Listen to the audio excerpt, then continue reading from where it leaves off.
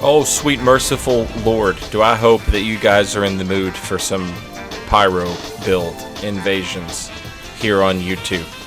Because have I got them? I've got them all. In case you don't know, I have a Twitter account, and on Twitter, on Saturday, every Saturday, I try to post a new video. And the video is always like a music montage thing. And I use music that would get me in trouble with YouTube. Not because they would, copyright strike me or anything like that. It's just that if I were to upload a music montage, one, it's going to get not a copyright strike, but it is going to get like the copyright holder is going to put a little thing on it like, hey, this is my music. Alright. Then on top of that, how long is the video going to be? Probably like 3 or 4 minutes long tops. That messes with YouTube's algorithm, and YouTube is like, people are watching this video for less amount of time, and it's like, well, no, duh, it's a shorter video. That's the way time works, YouTube. But YouTube doesn't understand that. Algorithms, you might not know this, but they are the dumbest thing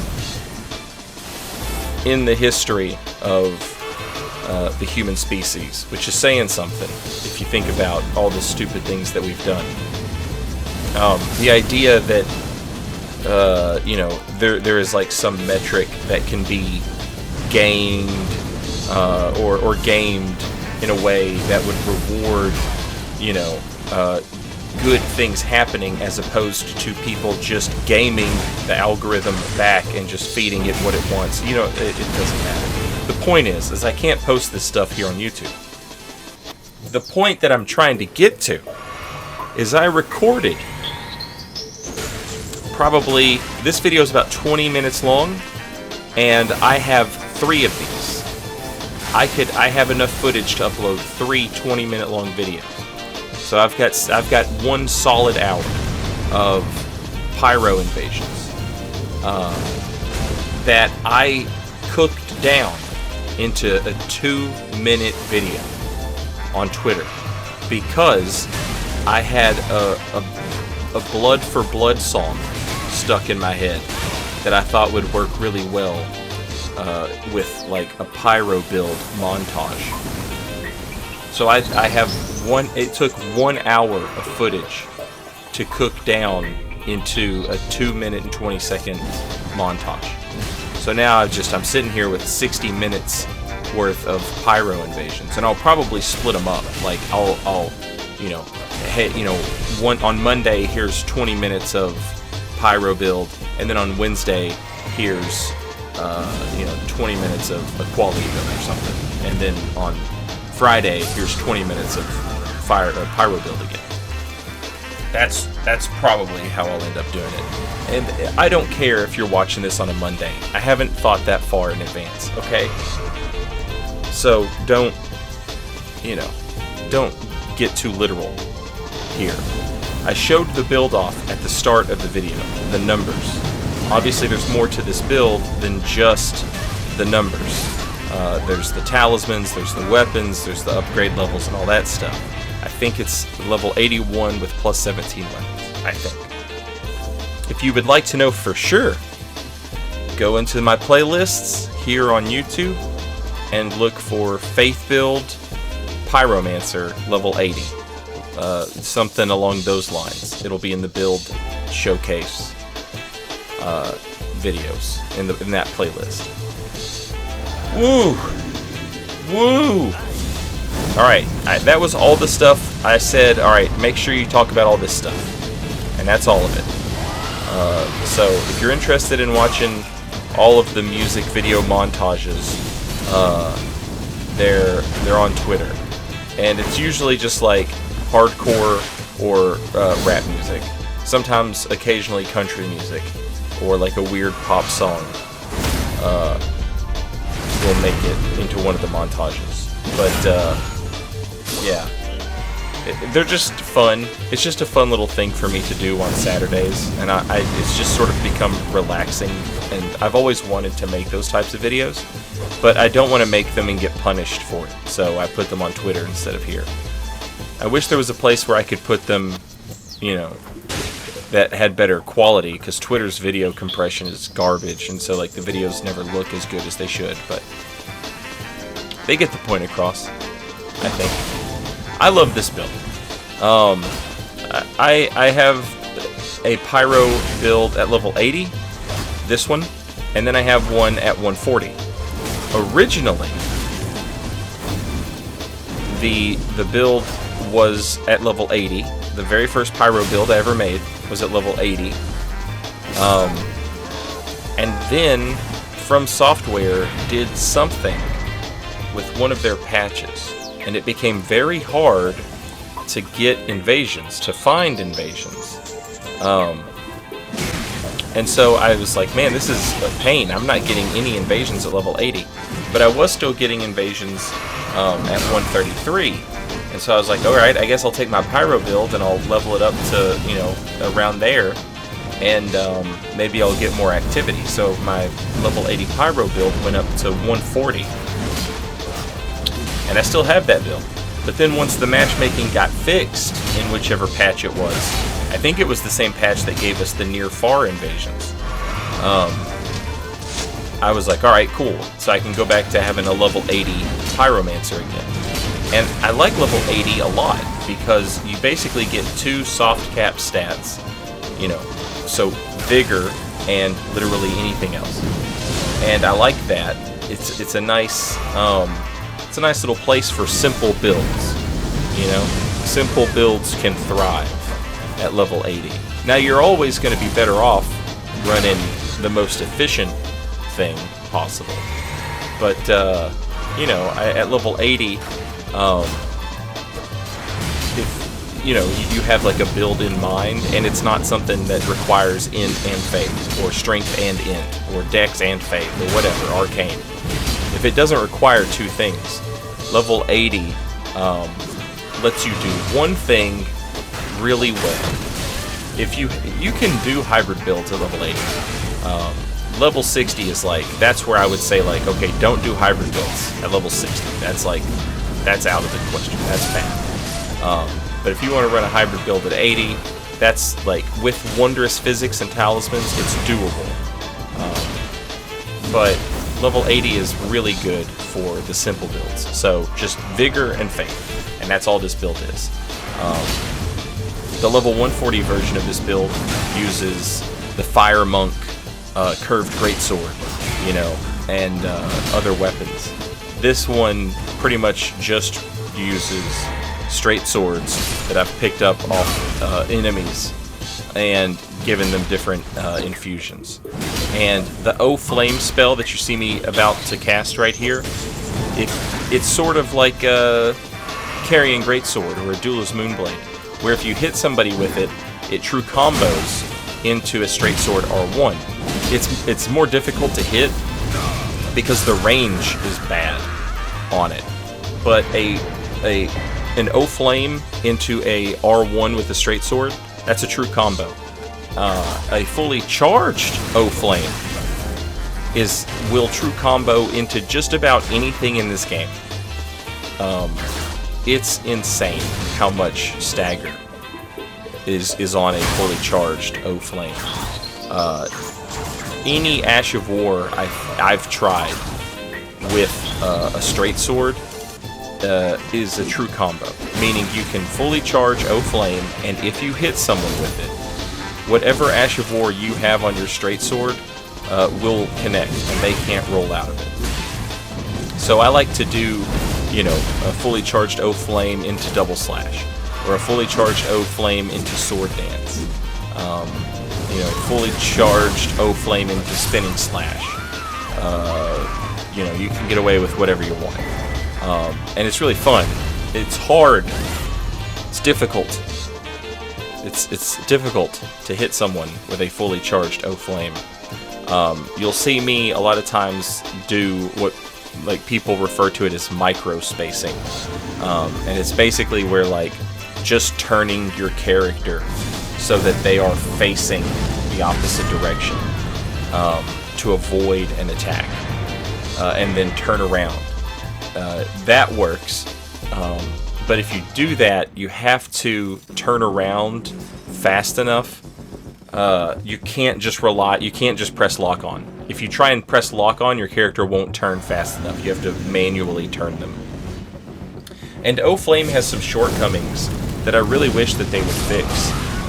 Especially, like, look at Giant's Flame Take Thee. If you're watching the video, like 5 or 6 invasion clips in a row just end abruptly the moment I cast Giant's Flame Take Thee. And I'm not asking for them to change that. I'm not asking for them to change Giant Flame Take Thee. I think it's perfectly fair. It's perfectly fine. With everything else that's in this game, having the atomic bomb fireball is not egregious in any way. So I'm not asking them to change that. I'm not saying that needs to be changed. What I am saying is that I don't see why O-Flame has to be as bad as it is. That doesn't make a lot of sense to me. It just make it where the hitbox is bigger, you know? Like, it looks like the hitbox is huge. It's not. It's not that big. It's not much bigger at all than O-Flame, especially when you consider how big it actually looks. And it doesn't go up any higher, if I'm not mistaken. Amir and I talked about this a while back. It's crazy that the hitbox on it doesn't go up higher than it does. If O-Flame could hit people who were jumping in the air, it would immediately become more useful, because gankers and co-opers, whatever you want to call them, they love to just run straight at you and then jump in the air. And so if they were going to do that, and you could counter it with O-Flame, that would be nice. It does do a lot of damage. I'll give it that, especially if you want to build for it. Godfrey's Icon, for the charge attack up.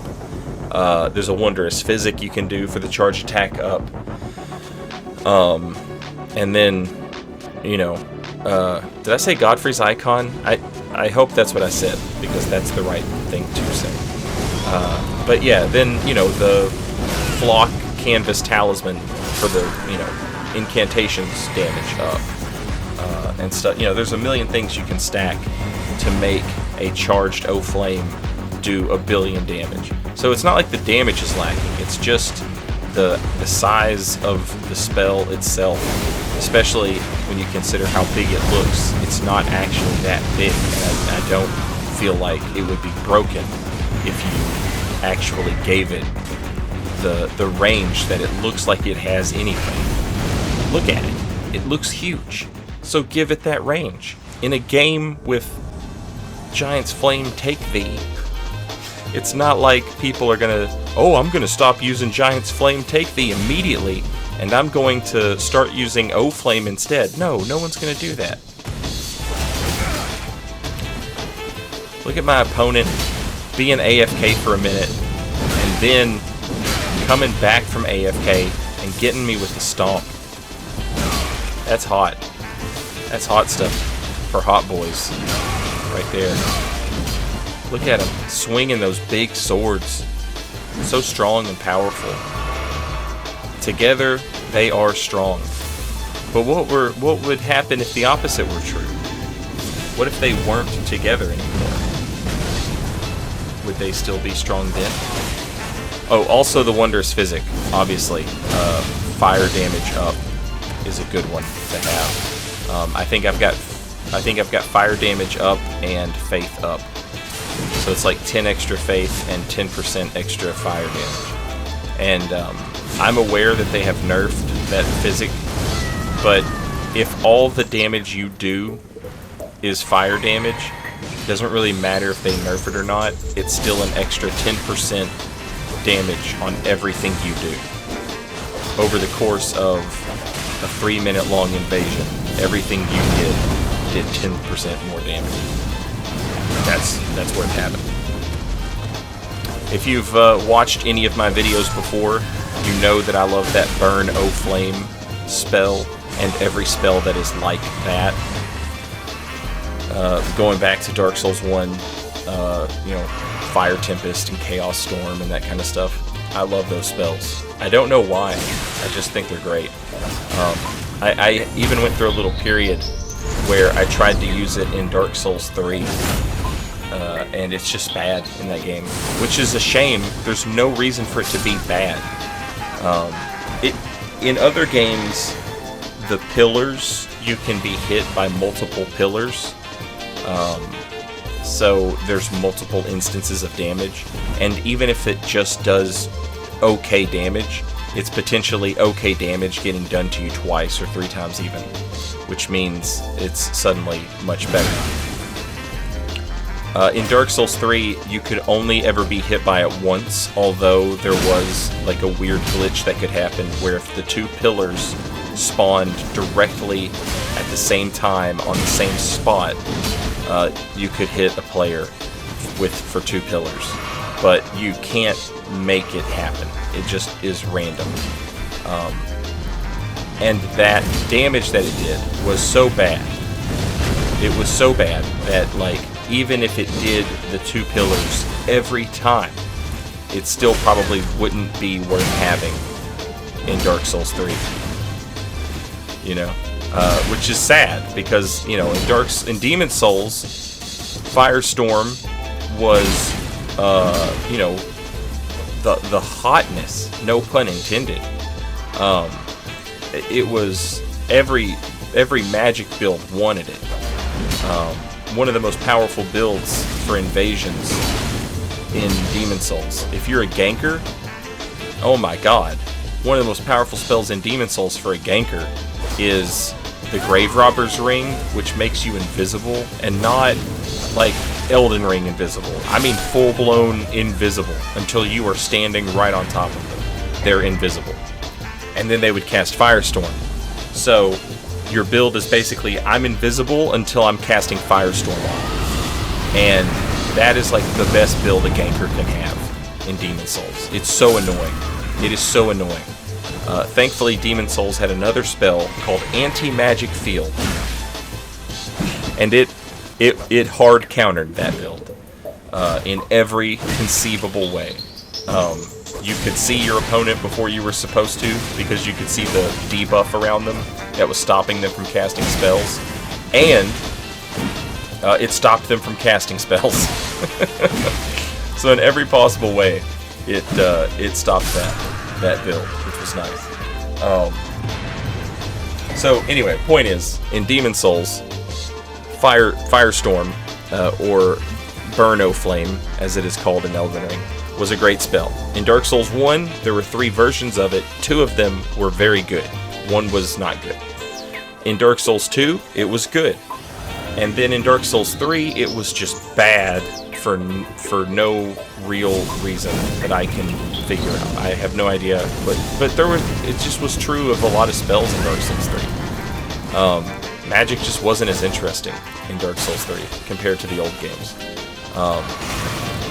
Now, I kind of came around on sorceries thanks to Adam Barker's Hazel Pig video, which is, in effect, essentially a big part of what this build is. How can I combo a spell into my weapon? Boom, just like that. And Elden Ring gives you a bunch of different ways to do that.